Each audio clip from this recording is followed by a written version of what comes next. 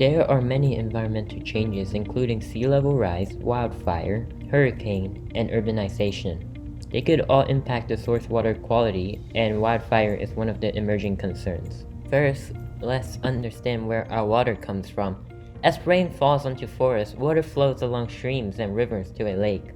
Your local water treatment plant draws source water through filtration, coagulation, and disinfection.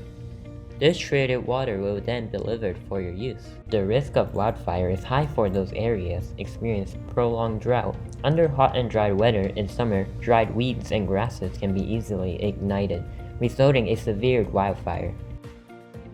After a forest is burned, a lot of ashes remain in the forest floor. These ashes are lightweight and are easily flushed into rivers and lakes during the raining season. Water receiving this post-fire runoff would be a problem for water treatment plants. In 2015, a wildfire named Wildfire broke out in Northern California. Scientists took the opportunity to study the wildfire impact on drinking water quality. Once the fire was contained, scientists inspected the burned areas with closely checking on weather conditions. They were able to collect runoff drained from the burned areas. The samples were brought back to the lab. Scientists conducted experiments to simulate drinking water treatment process. First, water was filtered to remove solid particles. Chlorine, as a disinfectant, was added to water. Chemicals generated from water disinfection were extracted for identification and quantification using an advanced instrument named GSMS. Results of the study have been published in a professional journal. The first post-fire runoff from a major rainstorm had the worst water quality. Water samples collected from severe burned areas had a very high turbidity and muddy. When filtering this water, we collected lots of solid particles called total suspended solids. Filtered water still contains high level of dissolved organic carbon and nutrients. In water treatment process, chlorine is usually added as a disinfectant to eliminate pathogens in water. Chlorine can react with dissolved constituents to form a variety of disinfection byproducts abbreviated as DBP. Chloroform, also known as trialumphane, is the most commonly observed disinfection byproduct in chlorinated water.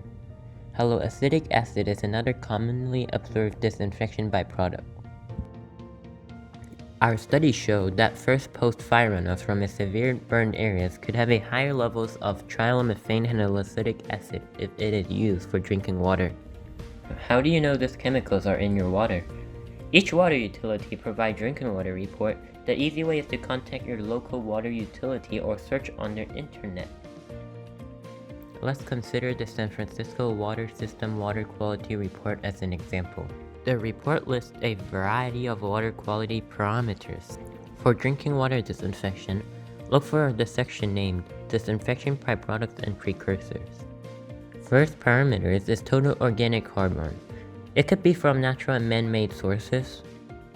It is generally not toxic but has color and taste issues.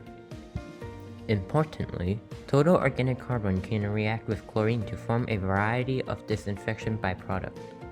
Less the amount of DOC in source water, generally less DBP formation in your drinking water. Trialumphane and haloacetic acid are two disinfection byproducts regulated by U.S. Environmental Protection Agency. Many epidemic studies show these chemicals could damage the liver, kidney, and cause rectal cancer. The maximum contamination level, labeled as MCL, is the safety level suggested by US EPA. The average or the range shall not exceed the value of MCL.